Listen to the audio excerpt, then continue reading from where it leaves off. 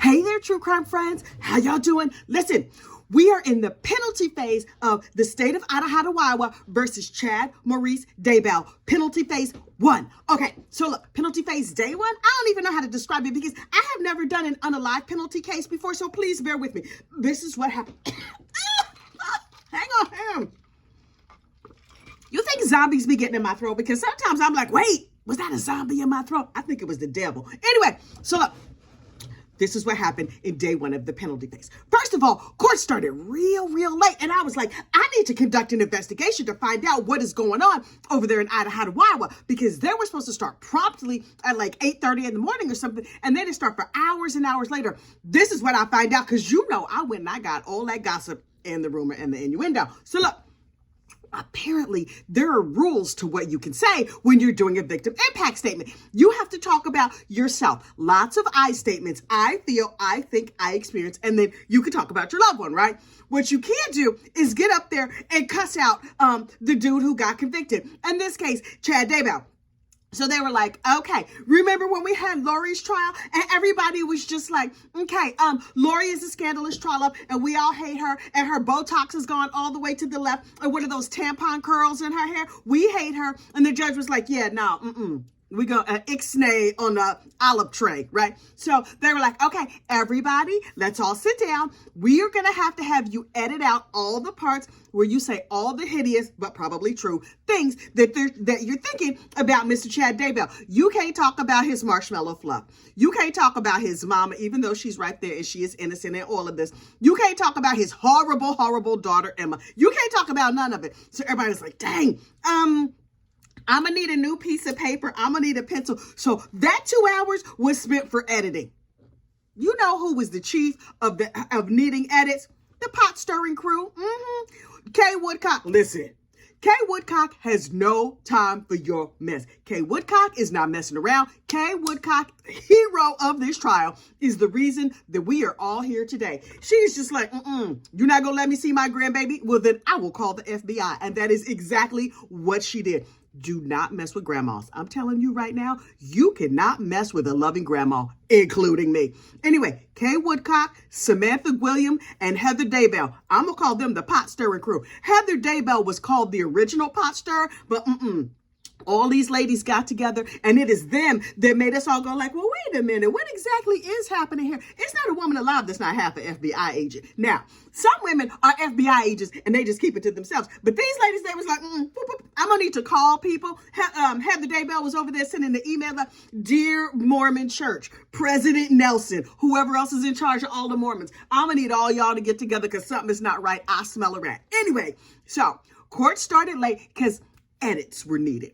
Many edits were needed. And then the judge got up there and was like, hey, sorry we're late. The pot stirring crew needed erasers. And so we got that all taken care of. Thank you so much for your patience. So here's the penalty phase. This is where we decide, do we stone Chad Daybell with potatoes or leave him in prison for the rest of his life? We're all going to decide together. Okay, mostly those 12 people sitting over there in the box, but I'm going to oversee all the proceedings. And I was like, okay, I'm ready for the proceedings. I don't know how this goes, but let's just see. And so the judge sat down and then he gave some like directions, orders or whatever. And I was like, okay, this part is boring to me. I don't know what he said. So he was just like, also, I'm going to read you all the directions, but some of them are going to be out of order. And I was like, what is happening over there in Idaho? Well, he's like, listen, quiet as is kept. We have not been able to capture Clippy, and Clippy is still out here messing up everybody's documents. So we did our very best, but you know how he does. Just like he left out the directions in that one thing, like we are just going to you're going to have to trust us that we did our very best. We gave you a copy, but if it's stuff missing, just raise your hand and let us know, and we'll come back and fix it. It was Clippy who almost got Chad off because something was wrong in the indictment, but they were able to fix it with like the legally law and stuff. So it was all just fine. And the judge explained to everybody, okay, the reasons for giving him the unalive penalty are if money was involved, if there was extreme cruelty involved, or if he enjoys being evil. And I was like, well, obviously all of that is true. So, okay, cool. Obviously he go get the unalive penalty. That was my thinking on day 1. Anyway, so then Lindsay Blake stands up and she makes her little statement or whatever. First of all, did you see her outfit? Oh my God. dark blue dress, light blue jacket over. And I was like, that is not a combination I would have considered it. I would have done it the other way around. On the day she did closing arguments, she knew Nate Eaton was in town. That was before CrimeCon. And she was like, well, I'm going to need to pop when I'm on East Idaho in the news. So I'm going to need to wear a red jacket. But today she went with the light blue. And I, for one, endorse her choice. Also, Nate was out of town because I don't know how that light blue would have played on camera. But fine, she didn't have to worry about it because they didn't come back with a verdict yesterday. Anyway, so she was like, I got a little belt, my waist is cinched. I'm gonna get up here and then I'm gonna bring forward all the family members to give their utterly, completely heartbreaking victim impact statements. And they spoke beautifully and passionately and powerfully. But you know who moved me? Now listen. In terms of good mental health, I said I was not going to watch these victim impact statements. And I watched snippets and bits and pieces. I got the general idea. The men overall were like, I'm very sad. This is very terrible. Oh my God. Colby broke my whole entire heart. His whole family is wiped out. But Colby, boo-boo, I got good news for you. Listen, there's a silver lining in everything. Child, everything is a blessing if you would have it be. This situation don't seem like it, but look. Now, you get to choose a family of choice. The people who love you, child, Colby, go where the love is. Not over there with that crazy behind Lori. I tell you what, Kay Woodcock, she gonna be your new grandmama. Samantha Williams, she gonna be your new mama. And she might have to duke it out with Heather Daybell for being your new mama. And all them Daybell kids that don't want to talk to the Daybells, that's okay. They got new relatives now. Oh, they got Colby, his wife, them 3 grandbabies. So crazy ass Emma can be over there having as many babies as she wants. And yes, she not gonna bring them around. Colby will bring his kids around. Oh yeah, he gonna be at the picnic. He gonna be at the cookout. Do they play spades in Idaho? I don't know how y'all get down. But if y'all play spades, I'll tell you what, you can teach Colby how to play some spades and he'll be killing it. Trash talking and everything. Y'all got a new family member. I'm just saying, I'm giving you alternate ways to view the entire situation. Anyway, the family members got up and gave their speeches.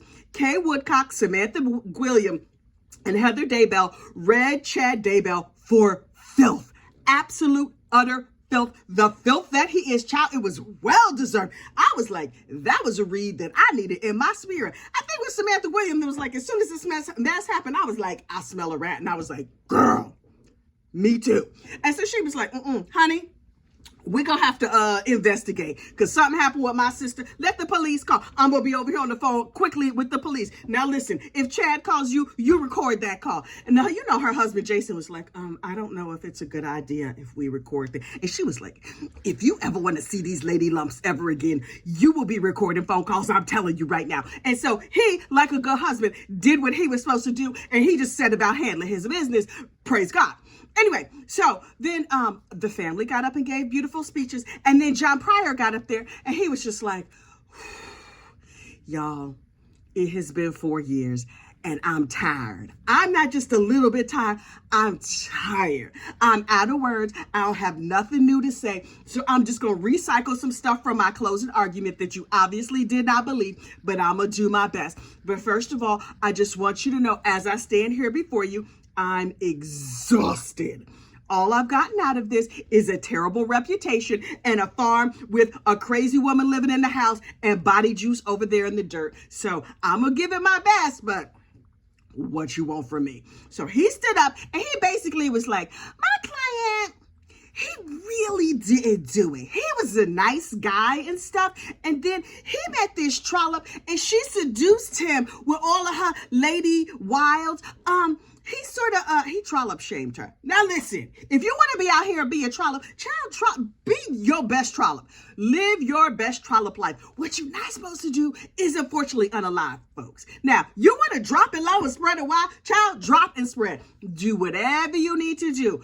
Key point here is don't unfortunately unalive people. That's just a pro tip from me to you. And for something for you to keep in your back pocket. So no matter how mad your side man or your side man or your side man's side man makes you mad, don't unfortunately unalive people. You're welcome. Anyway, so Chad was like, he had never seen high boobies like that. Did you see how blonde her hair was? She was petite. She let him do all the things that he wanted to do. Yes, she had a very ticklish brain. She had to be crazy to even date him. Have y'all seen my client? But we would like to officially say, oops, don't give him the unalive penalty, and sat down. And the judge was like, okay, that was good, I guess. Mr. Daybell, listen, you can stand up here and you can plead your case, or you can say something in mitigation. Would you like to say anything? And Chad was like, no, Your Honor. In my mind, he speaks in slow motion. He might speak at regular speed, but in my mind, he's just like, I would not like to say anything. And I was like, oh, God. I did not think it was humanly possible for me to like him less. But alas, it was. I liked him less after all of this. And so I was just like, okay. So, John Pryor did not have a second closing statement. And then Lindsay Blake is like, nah, we done said enough. And then the jury went on off to decide. It was a quick trial, a quick hearing. And now the jury is still deciding. I'm telling you what happened on penalty phase day 1. Spoiler alert, they didn't come to a decision. We're now in penalty phase day 2. I don't know how long it's going to take. Now listen. This is what I'm hearing through the grapevine. That is that the nice people over there in Ada County are unlikely to give him the unalive penalty. I don't know that to be fact, child. That is strictly a rumor, but that is what I have heard. And this is what I want you to know, dear friends. Do not fret. No matter how this works out, humanity wins. Here's why. If Chad gets the unalive penalty, well, then we can just be done with him and that's done. But if he gets life in prison, that's kind of worse for him, right? Like, he got to go over there and live in prison forever, ever, with Bubba as his new spouse. Oh, he thought that Miss Lori had wonderful proportions and whatever. You know who thinks he has wonderful proportions? Bubba. Go take him to the prison prom. And you know, Chad was like, Lori lets me do it in all the no-no places. Bubba's going to be like, I'm going to show you some new no-no places. You ain't know about your nostril and your eyeball socket, did you? No. Come here, cutie, for all of eternity. Now listen, if Chad gets the unalive penalty, which P.S., I think he wants. That's why he didn't fight back. He was like, I'm not going to give anything in mitigation because obviously this is proof that I am the new Christ. Sarah. We will have no poppin' fresh Jesus on my watch. We will not, sir. So if he gets the unalive penalty, they gonna take him out back and they gonna shoot him full of holes with a potato gun, however they do it over there in Idaho. I don't know. But he's just gonna be like, I was sacrificed in the name of all that was holy, and I get to go. Well, you know he gonna be roasting in hell, but he don't know that yet. So I'm like, okay, no, sir. You're not gonna engage in your crazy fantasies about how you were a martyr. I bet you not. I would very much like him to see prison long term for the rest. He don't need to sit in no solitary confinement in a little cell all by himself where it's just him for 23 hours a day while he is on unalive row. Okay, that's an option. And then ultimately the state will do something humane, I guess. But what is more fitting and apropos, in my opinion, Gin Pop. Sir, welcome to Gin Pop. You said your life was divided into 2 sections. It was. You was just a little bit wrong about what them 2 sections was going to look like. The first section that was real nice with you and your 5 kids and your beautiful wife who loved and adored you. Why, I do not know. That little Lori thing, boo-boo, that was intermission. That was intermission. It lasted for what? The affair lasted a year. The marriage lasted 3 months. You got a 15-month intermission. I hope you enjoyed it, because now you got another, 20 years to live over there in Gin Pop with your new husband who thinks you real cute. You're welcome. So listen, the wait continues. We will see what happens when the jury has a decision. I will be back. I'll see you then. Bye-bye.